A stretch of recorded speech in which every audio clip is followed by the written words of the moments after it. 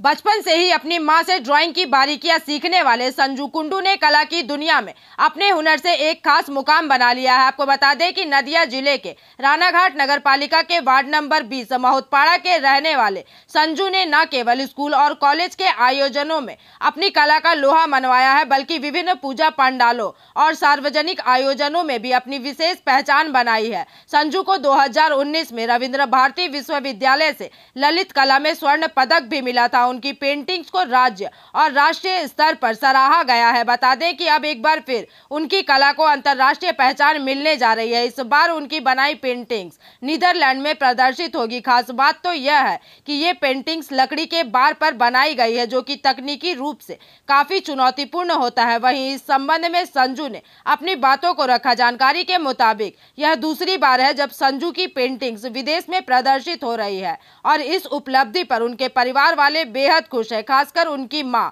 जयंती कुंडू, जिनसे उन्होंने अपने इस सफर की शुरुआत की थी। ছবি আঁকার পর বাঁধাতে পারি, কিন্তু এই কাঠের বারকোষ তো বাঁধানো যায় না। তো কিন্তু এই ছবিগুলো সারা জীবন যাতে সুরক্ষিত থাকে সেই ব্যাপারটা ভাবতে হয় আমাদের।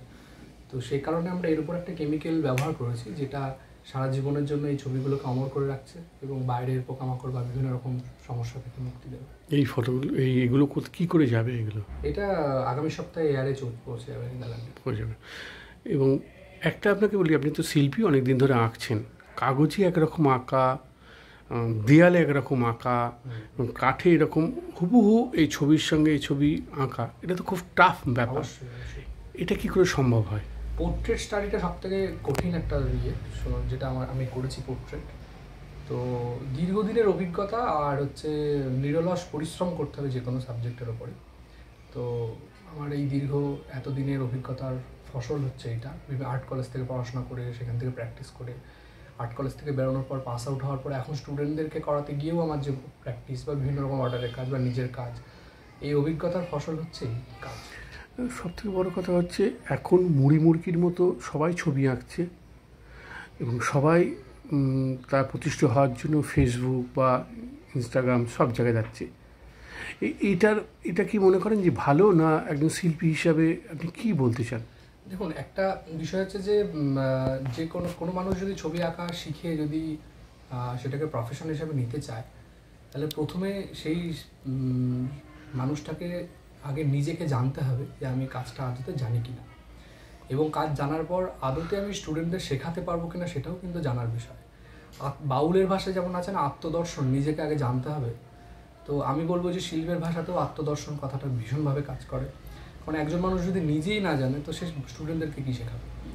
এবার আমি জানি রানাঘাট শহরে এরকম অনেক স্যার ম্যাম আছে যারা হয়তো নিজেই জানে না কিন্তু স্টুডেন্টদের শেখায়। আখেরে হচ্ছে কি, যে সমস্ত ছেলেমেয়েরা বা গার্জেনরা ওই স্যার ম্যামের কাছে পৌঁছচ্ছে, তারা কিন্তু আখেরে ভবিষ্যতে তার মধ্যে সম্ভাবনা থাকলেও সেটা হারিয়ে যাবে।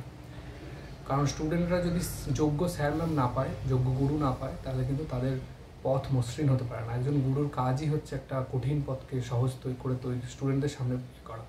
বিভিন্ন শিক্ষক যে সমস্ত মানুষরা আছে বা বিভিন্ন জ্ঞানীগুণী মানুষদের কাছ থেকে আমি শুনেছি যে তারা বলেছেন যে শিক্ষকের কাজ হচ্ছে সাবজেক্ট আর স্টুডেন্টের মাঝখানে সেতু বন্ধন করা। তো সেই সেতু যদি স্ট্রং না হয়, তাহলে সেই স্টুডেন্টের উন্নতি কোনোদিন হতে পারে না। তো আমার মনে হয় যে যেই এই লাইনে শেখাতে আসুক, তার আগে নিজে জানাটা খুব দরকার। কি নাম আপনার? Sanju Kundu. Bureau report, PVTV news. Raniganj শহরের এনএসবি রোডে অবস্থিত সুসজ্জিত এবং মনোরম পরিবেশে অতিথিদের পরিষেবার জন্য তৈরি অতিথি in hotel and restaurant. Hotel অতিথি ইন পরিষেবায় থাকছে অত্যাধুনিক সুবিধাযুক্ত এসি রুম।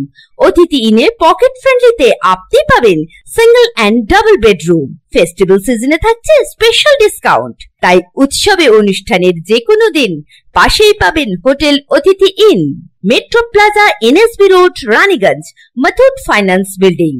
যোগাযোগ করুন এই নাম্বারে 7872933666 এবং 9434133666।